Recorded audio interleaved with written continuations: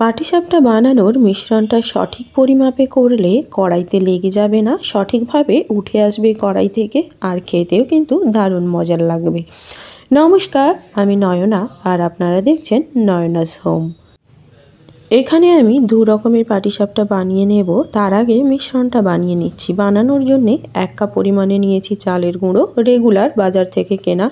সঙ্গে নিয়েছি half cup পরিমাণে ময়দা, আর নিয়েছি হাফ কাপেরও অর্ধেক পরিমাণে সুজি, আর সঙ্গে দিচ্ছি সামান্য পরিমাণে লবণ। দেওয়ার পরে শুকনো উপকরণগুলোকে ভালোভাবে মিশিয়ে নিচ্ছি। এবারে নিয়েছি বাড়িতে থাকা রেগুলার দুধ, রুম টেম্পারেচারে থাকা। এটা দিয়ে দিচ্ছি এই মিশ্রণটির ওপরে। আর এটার কিন্তু কোনো পরিমাপ নেই, যতটা পরিমাণে লাগবে ততটাই আপনারা ব্যবহার করে নিতে পারেন। মানে একটা পাতলা ব্যাটার তৈরি করতে যতটা পরিমাণে দুধ লাগবে ঠিক ততটা আপনারা ব্যবহার করে নেবেন। আমি একটু একটু দিয়ে প্রথমে ব্যাটারটা বানিয়ে নিচ্ছি। যখন মনে হচ্ছে আরও একটু দিয়ে ব্যাটারটাকে পাতলা করে নিতে হবে, তখন আমি আরও কিছুটা দুধের মধ্যে মিশ্রণ করে নিচ্ছি। একটা পাতলা ব্যাটার তৈরি হয়ে গেছে। এবার যেহেতু আমি দু রকমের পাটিসাপটা বানাবো, তাই ব্যাটারটাকে দুটো পাত্রে আলাদা করে নিচ্ছি। একটা গুড়ের বানাবো আর একটা বানিয়ে নেব চিনি দিয়ে। এবারে যে হাফটা ব্যাটার রেখেছি এর মধ্যে দিয়ে দিলাম 2 টেবিল চামচ পরিমাণে চিনি। দেওয়ার পর এটাকে সাইডে রেখে দেব, চিনিটা যাতে ভালোভাবে গুলে যায় আর মিশ্রণটা ভালোভাবে সেট হয়ে যায়।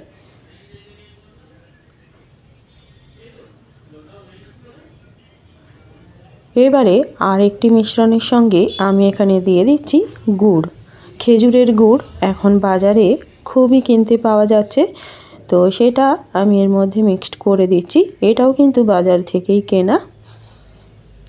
এখানে আপনারা পাটালি গুঁড়ো ব্যবহার করে নিতে পারেন, তবে সেক্ষেত্রে একটু জল দিয়ে পাটালি গুঁড়োটাকে পাতলা করে নিয়ে তারপরে এই মিশ্রণের সঙ্গে মিক্সড করে নেবেন। হয়ে গেছে। এবার এটাকে এক সাইডে রেখে দেব সেট হওয়ার জন্যে। এবারে তৈরি করে নেব পাটিসাপটার ভেতরের পুর। এখানে নিয়েছি নারকেল, সঙ্গে দিয়ে দিচ্ছি গুড়। এটাকে ভালোভাবে মিক্সড করে নিচ্ছি আর গ্যাসটাকে জ্বেলে নিয়েছি। গ্যাসটা রেখেছি লো ফ্লেমে। ভালোভাবে নাড়াচাড়া করে কিছুটা সময় পরে আমি এর মধ্যে দিয়ে দিলাম একটুখানি আদা। আদাটাকে দেখছেন ঘষে দিয়ে দিচ্ছি। এই আদা যতটা দেখালাম পুরোটা না দিয়ে জাস্ট একটুখানি দেব। আর সঙ্গে দিয়ে দিচ্ছি সুজি।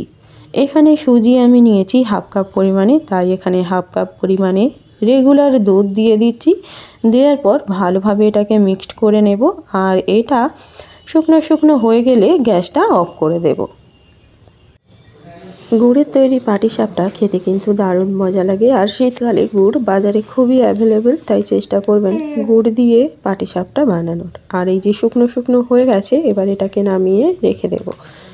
আর এদিকে দেখতেই পাচ্ছেন মিশ্রণগুলো সুন্দর সেট হয়ে গেছে।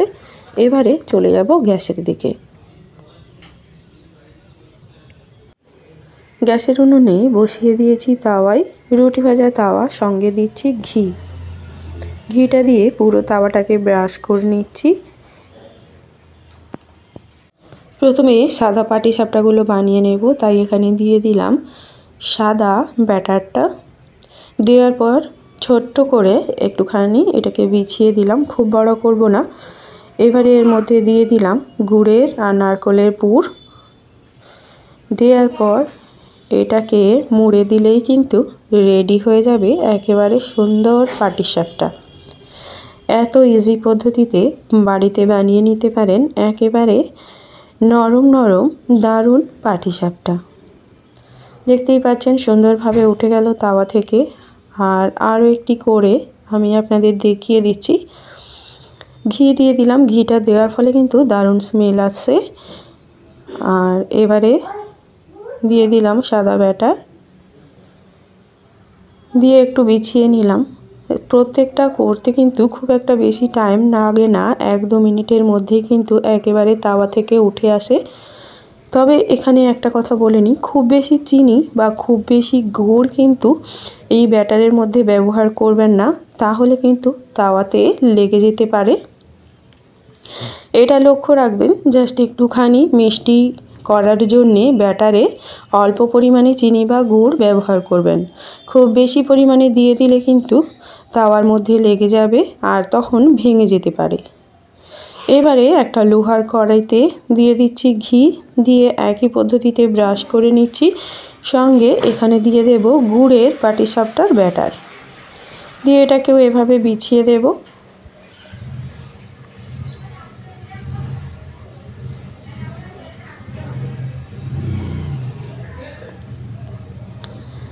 আর এটা সুন্দরভাবে হয়ে গেলে এখানে আমি বাজার থেকে কেনা মাখা সন্দেশ ব্যবহার করছি। এটা দিয়েও কিন্তু বানাতে পারেন, এটা দিয়েও কিন্তু খেতে দারুণ লাগে। এবারে এটাকে এভাবে মুড়িয়ে তুলে নিলেই রেডি হয়ে যাবে গুড়ের পাটিসাপটা। দুই ধরনের পাটিসাপটার রেসিপি আমি আপনাদের সঙ্গে শেয়ার করলাম। রেসিপি দুটি ভালো লাগলে লাইক করবেন আর বন্ধুদের সঙ্গে শেয়ার করবেন। আর আমার সঙ্গে থাকার জন্যে আপনাদের অনেক ধন্যবাদ।